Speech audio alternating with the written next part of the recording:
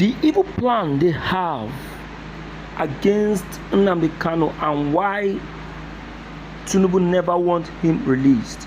Exposed. Shore go live. Yes, so Shore has finally spoken. He has finally exposed the exposable. The truth, Shore has finally revealed it, giving reason why Bola Ahmed Tinubu never wants Nnamdi Kanu to be released. He went on to expose the evil plot Tinubu is having against the Igbos, and he went on to say that without the coming together of the Igbos to speak and also join Nnamdi Kanu in this fight, that the marginalization and intimidation of Ndi Igbo will surely continue. Shore, in fact, went live to say this, not minding any single fear of evil. Please join me as I take you into this very video. Pay attention and watch carefully. Watch this. To draw attention to the need to release. Went and hijacked a radio station last year. Did you hear of any trial? Did you hear of any arrest? I'm not using that. I'm not saying that that should not be the case, but we must tell ourselves the truth.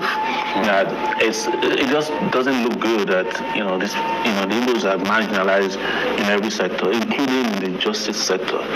To get a trial wrapped up in 10 years is so difficult to do, especially when you claim that you have evidence that this person has committed these grievous crimes. Nothing has been done.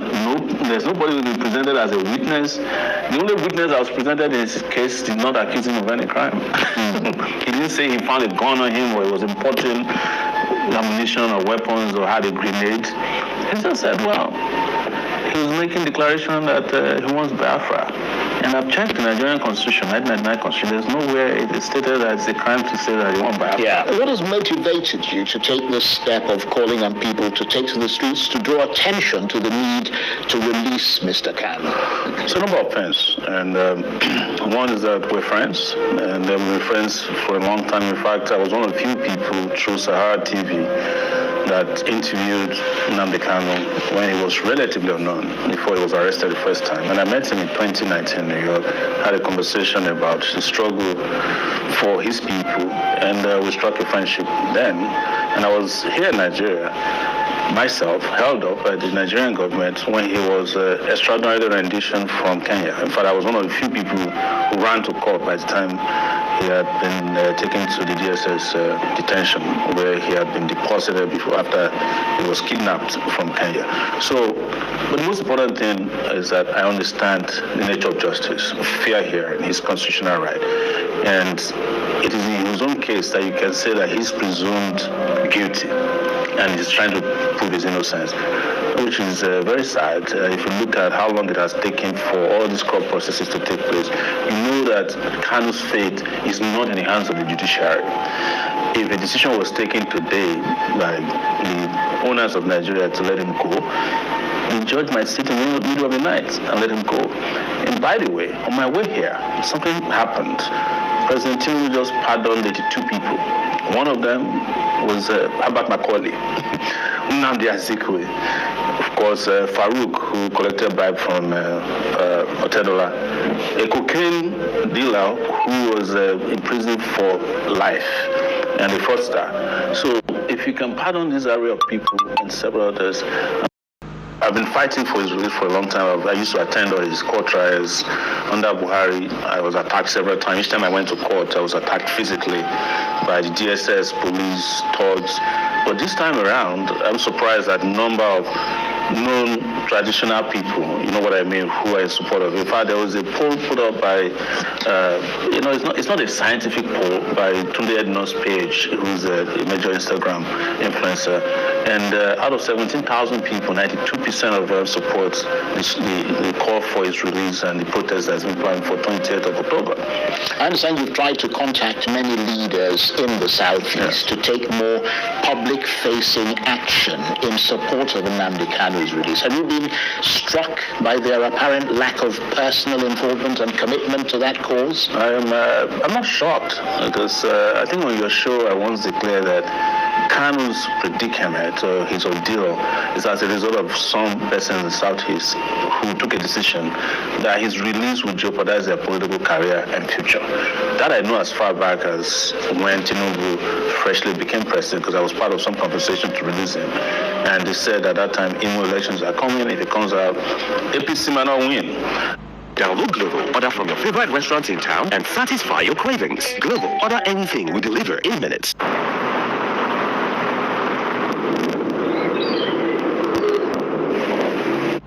And subsequently, I realized that some of the communiques you see is just, word of mouth by day. When they go at night or when they meet Tinubu, it's likely that they have a different position. And when I started contacting them in the last 24 hours, I'm shocked. Some of them that I used to be able to reach just switched off their lines. The ones I sent messages never responded. I reached out to Soludo, who I know personally. That's Charles Soludo, governor of Anambra State. No response till now. I reached out to Alex Oti. Alex Oti used to be a columnist for Sahara Reporters, so I know him personally.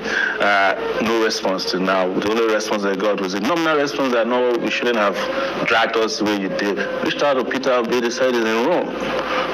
But I sent a message that you can behave as the Romans do too. Just be part of this. But some have been encouraging. Senator Abaribe, I reached out to him. He responded. He said, "I'm in on this," and I know that Abaribe suffered when he was a shorty for Kanu.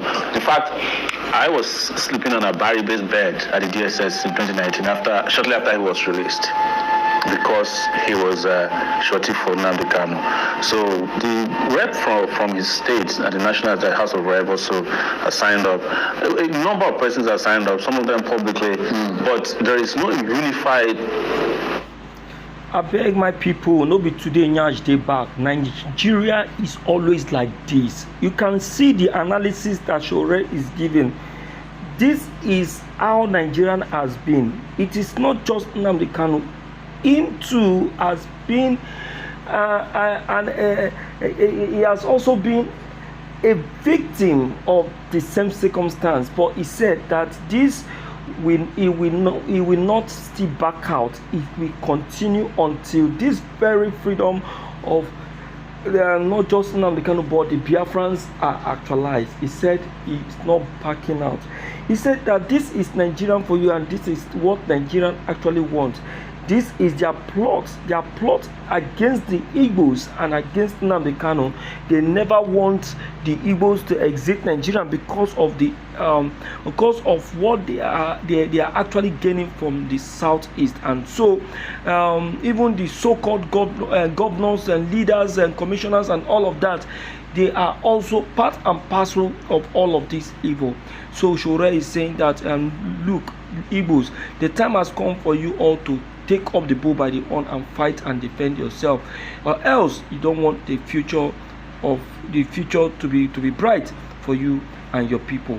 I beg my people, make una help me share this video because you really talk at length. He shared the information. He said that I am here for Nnamdi Kanu and I will keep standing for him because he is more than a friend.